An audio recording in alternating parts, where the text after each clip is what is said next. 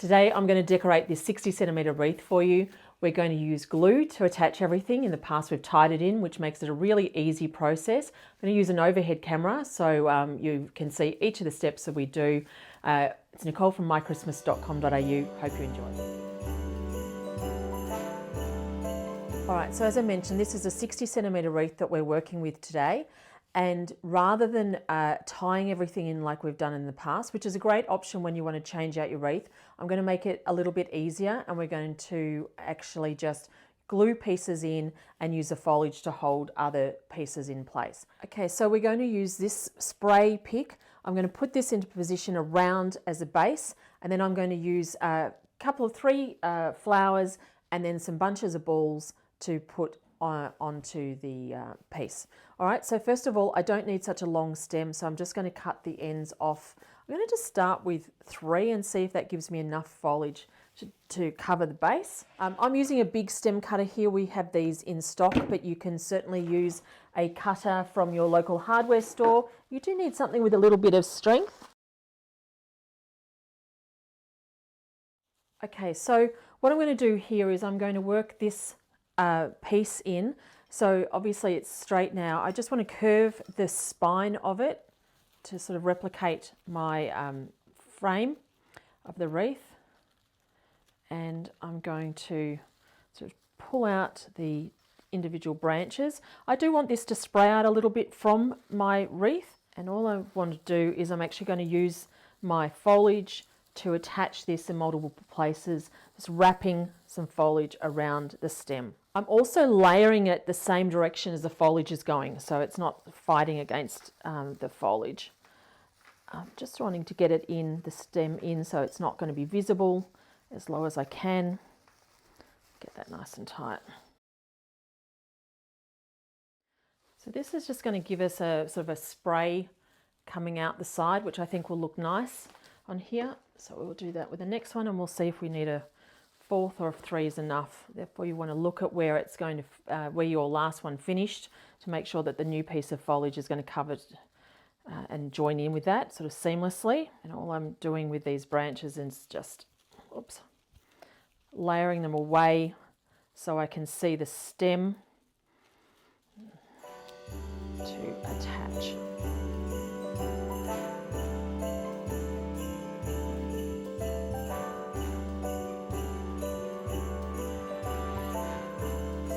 Be all right with just the 3 of these, so that's great.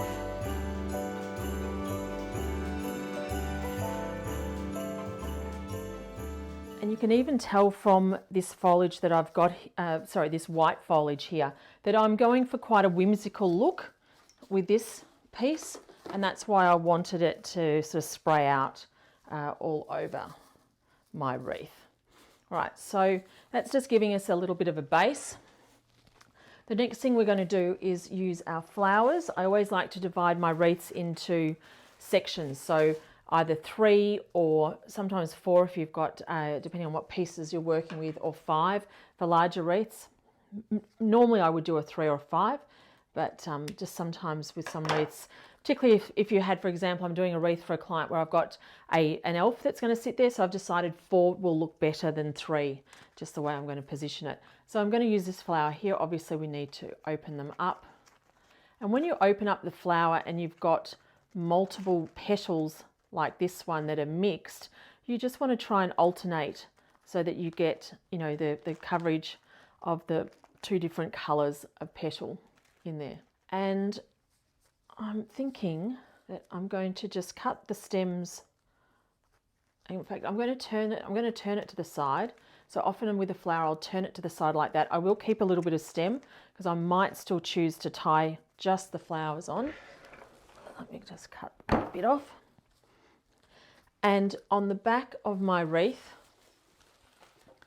I have 1, 2, 3, 4, 5, 6 kind of crossbars. So I'm going to work every second one of these as my positioning of my flower, and that will just help make it easy to get my thirds right. All right, so working on a crossbar, I can just feel it underneath there. That means one of my flowers is going to be positioned here.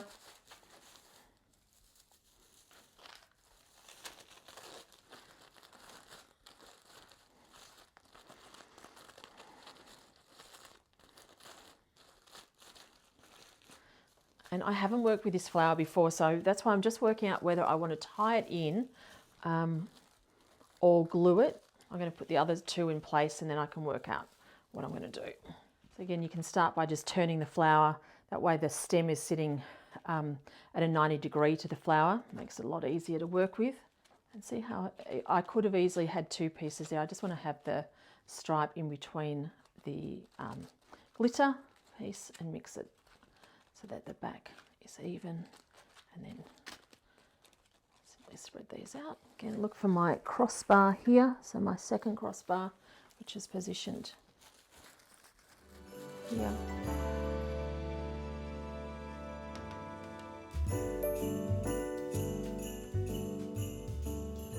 If you don't flatten that stem, you're going to end up with the stem coming out the back and digging into your door or whatever, so that's why you need to do that. Again, I'm just feeling for the crossbar underneath here, and then we'll position that in there. Before I go any further, I just want to make sure everything else is looking good, because if I do start gluing things in, then obviously that's the one thing when you glue, you can't change your mind. Whereas if you're actually tying it on, you can go, oh, actually I don't like the way that looks, and make an adjustment.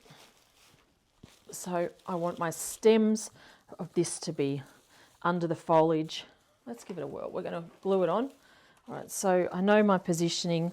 Again, I want to, when I position it, I want to make sure that as much as I can, that middle section there is going to sit sort of in line with my crossbar that's underneath. And that way, if I do that, I know that I've got a good positioning for my flower.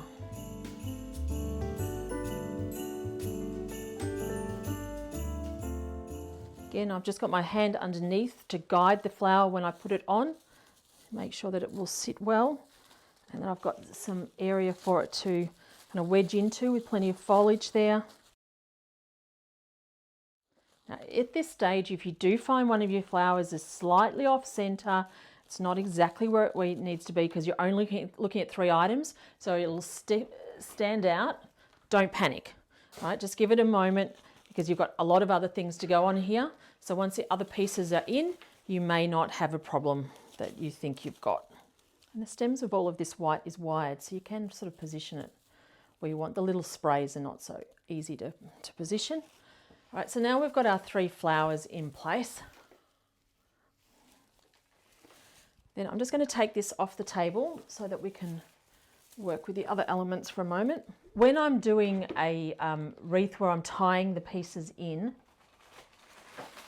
at this stage what I always do is do bunches of 3 balls. I find that's a nice way to break up the middle section of each. But because I'm going to glue these in, I'm going to just change it up a bit and just spread these through around my piece. So I'll have one of each type of ball.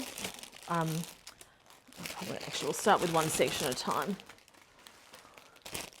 So one and one of our durian balls. These are all shatterproof balls so that they don't break if it's on the front door. Some of them have got wire on them. If you are going to, oops, can't get that up. There we go. If you were going to actually put that onto your wreath or on your tree, you can use the wire if you want to wire everything in. But for today, as I said, what we're doing is we're actually going to glue these in. So I'm not going to actually use those wires, so I'll just wind that back up there.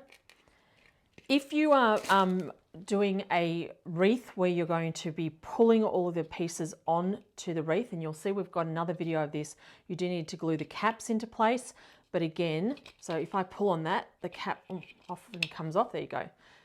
So you don't want that to happen when you're pulling a wreath, pulling a bauble onto a wreath. But again, because I'm going to glue this onto my piece, it doesn't matter. So I'm going to just throw that out. I don't need it. So we're going to start with the 3 that we've got here. I'll just take everything else off the table, and we're going to spread these around. So basically in every section, every third, now we're going to use these 3 balls, and obviously I've got 2 reds and 1 white, so I'm going to sort of position them, spreading them out accordingly, and just fit them into the foliage. These are quite large, so I don't want them sort of sticking right up here. So you do sometimes need to just work it in and make sure that when you position it, you kind of push it into the foliage so you get it nice firm grip in there. And you do, as you'll see, use a little bit of glue in doing this. We've also got some candies going on here, so again, don't worry too much if you got a little bit of gap going on. We've still got other elements to go on. So let's put these in place. And I'm going reasonably wide with my glue just to make sure there's plenty of coverage on there. And when you put pieces on, be aware that you don't want everything sticking up. You need some of the pieces coming out slightly to the side and slightly into the middle. Otherwise your piece is going to look very two-dimensional. I can see there's a little bit of glitter missing there, so I'll just turn that around. Rework my foliage so that I can get that into that sort of position there. And then I'll have that one in there. And then what we're going to end up with is another piece that we've got with our candy over there.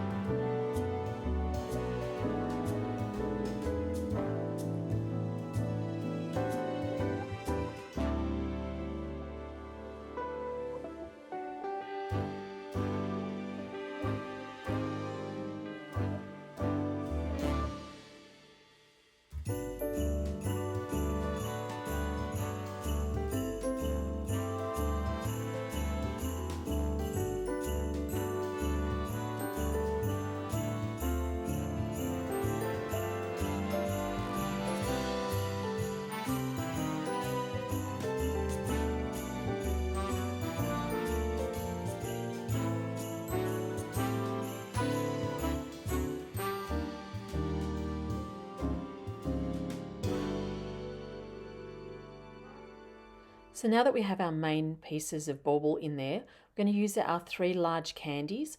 What I'm doing here is just taking out the hooks. They're easy to remove, so I don't need them for my wreath because I'm going to be gluing them on. So therefore just take them out, throw them out, and then it's one less sort of, a hook that you might see on your wreath. Again, working 3 candies, 3 sections, so I'm going to put 1 into each of the sections. If you wanted a bit more of a candy element, you could definitely use 2 packets of these larger candies on this 60cm wreath. I was just wanting to sort of have a little touch of the candy theme coming through, so I went with just 1 packet of the large and 1 packet of the smaller candies.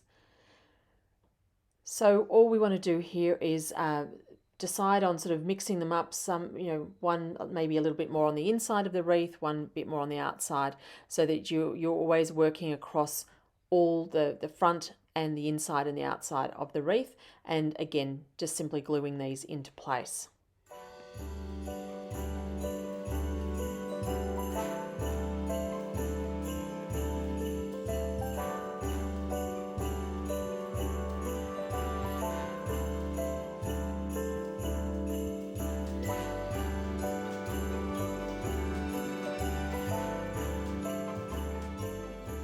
So with this wreath, I'm looking for really quite a full look. So I've decided I've still got some gaps there.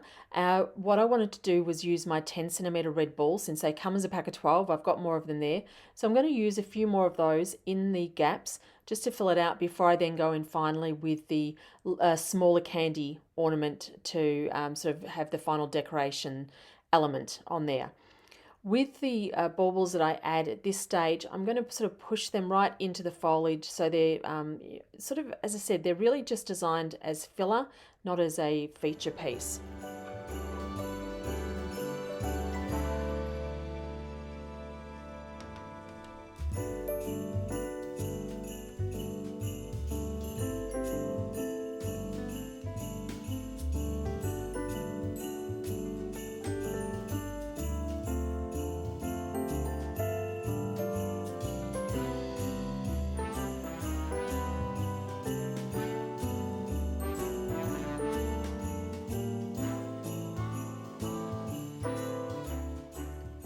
So now the final sort of main decorative element that we've got. So these are the much smaller size candies.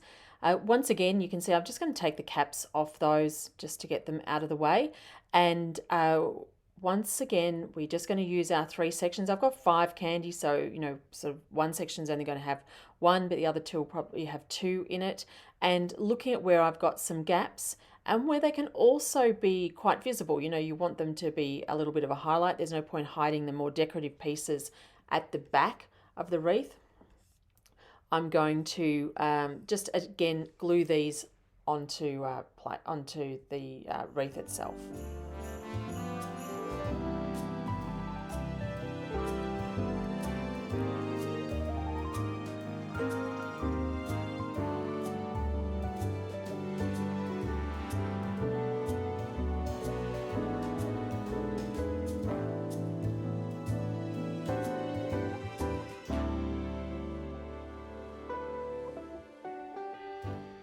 Okay, so the final piece, I'm going to use my red ball pick, and rather than using it as a solid pick, I'm actually going to take off each of the individual balls, and you can see I'm just moving them in my finger to make it easy to loosen them and pull them off to the stem. If you had a small a cutter, you could just cut them off. Because I'm using the large cutter, it make it very difficult. So working it this way, you can, you know, you'll have a little bit of foam come off the glitter, but it's not too bad. You're going to hide it with the glue anyway. And I'm just going to take all of those off my ball pick here, and that way I can glue them on everywhere I've got a little spot. I need a bit of colour on my wreath just as the final element.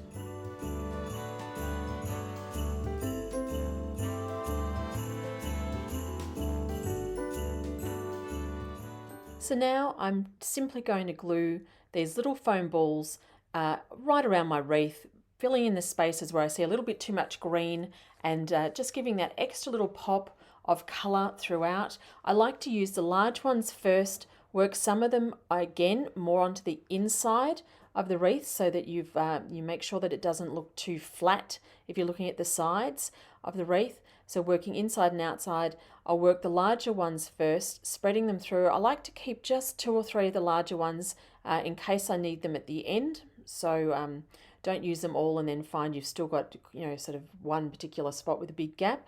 While I've been going through this, I've actually had Hugh come in a couple of times and hold the wreath up for me too, so that I can see at a distance where I'm looking like I've got gaps, because it's sometimes difficult to, you know, to see that when you're right on top of the piece. You're not getting that overall look like you do when it's hanging up or when someone's holding it for you.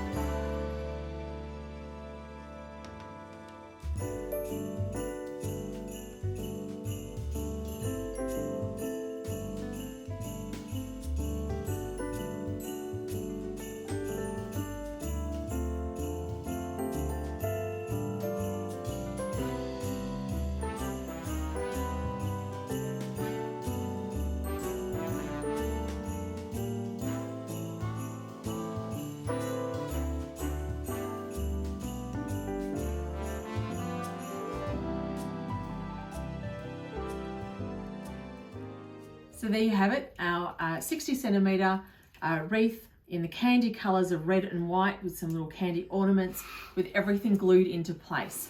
Now this is available to purchase as a kit on our website mychristmas.com.au. You can buy just the materials. So if you're overseas, then you're not paying to ship a wreath, which would be really expensive to ship, but we can send everything else to you.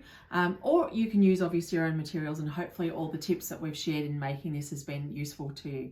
Thanks so much for joining me. Have a sensational day. See you.